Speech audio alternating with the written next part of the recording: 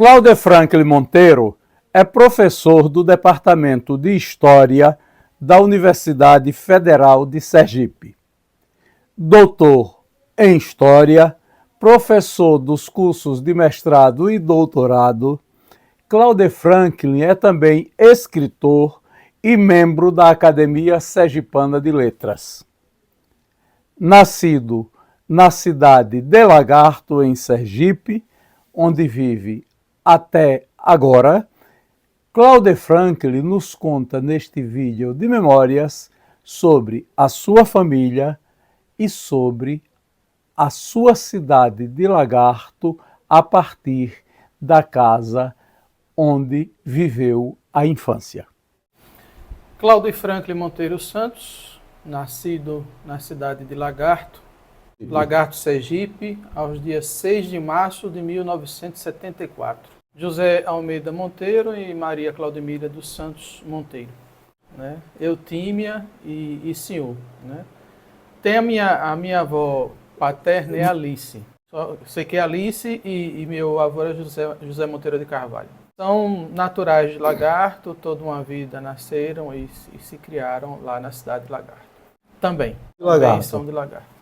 Meu pai e minha mãe tiveram cerca de 12 filhos, só que se criaram 7. Desses 7, uma menina ainda chegou a nascer, né? Mas morreu com 7 dias. Os outros foram abortos espontâneos, né? Se criaram 7, como o povo costuma dizer, né? Um é falecido já, o mais velho é falecido. Somos 6 hoje. José Cláudio Monteiro Santos, falecido, o mais velho. Claudemir dos Santos Monteiro, que atualmente mora no Rio de Janeiro. Aí vem Claudineide Monteiro Fontes, que é casada. Claudiane Monteiro Santos.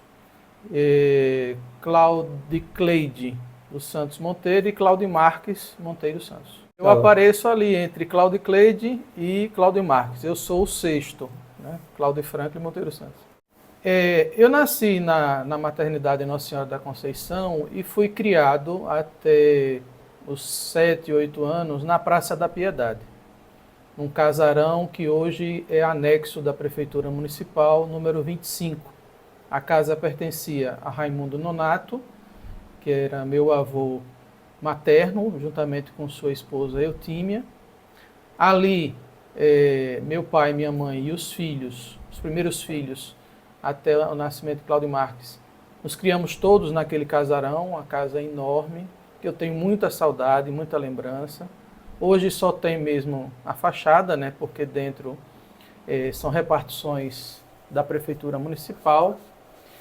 E era uma casa que tinha um tanque, né, um reservatório de água no fundo, porque naquela época não havia água encanada com facilidade, como tem hoje. É tanto que as pessoas iam na casa de senhor, meu avô era chamado de senhor Pança, né, porque ele tinha um barrigão grande e o povo chamava ele de senhor Pança.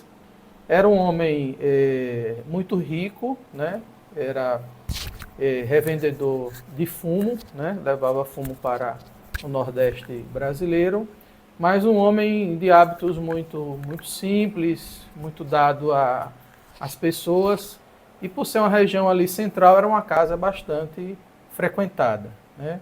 Não só por pessoas ali da alta sociedade lagartense da época, né? Ali início do século, primeira metade do século XX, como também por pessoas simples, pessoas que vinham à feira e de repente davam uma passada lá na casa do senhor. Era uma casa muito confortável, com vários cômodos. Num desses cômodos ficava a minha avó Eutímia. Quando eu nasci e me criei por gente, né? O povo costuma dizer, quando a gente começa a ter memórias, né? Minhas primeiras memórias estão associadas à Eutímia. Por isso o livro que fiz em homenagem a ela, né? Porque quando eu faço um exercício de memória, a primeira lembrança que eu tenho é desta casa, número 25, na Praça da Piedade, em Lagarto, Sergipe, da minha avó Eutímia. E ela ficava nesse quarto porque ela era cega dos 2 olhos, em razão de um problema de glaucoma. E eu ia sempre, né, a esse quarto vê-la, e ela já notava a minha presença. Eu chegava às vezes de ponta de pé e ela dizia Frank. Eu disse, minha avó, como é que a senhora sabe, se a senhora não vê? Ela disse, seu cheiro e seu jeito de caminhar. Então, essa é a primeira casa, a casa que era dos meus avós, que eu guardo grandes lembranças e tenho, assim, muito clara na minha cabeça a sua disposição física, né, seu assoalho, tudo naquela casa me faz lembrar coisas muito boas. Por isso, a minha relação muito forte com a Praça da Piedade. Né, eu gosto muito daquela região. Foi a minha formação ali, né, primeira formação, digamos.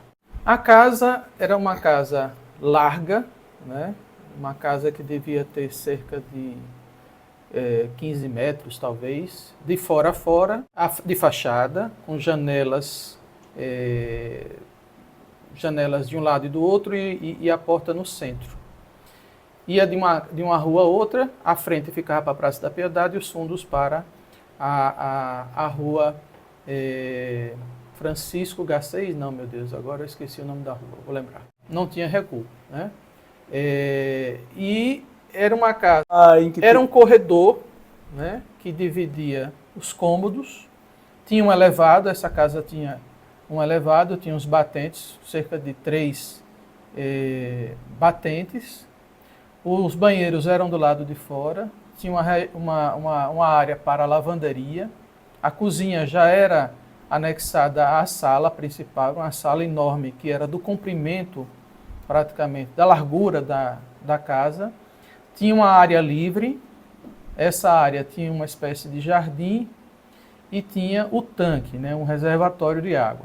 E tinha também uns lugares para guardar coisas, né, da casa. E uma porta que dava acesso aos fundos da casa. Né.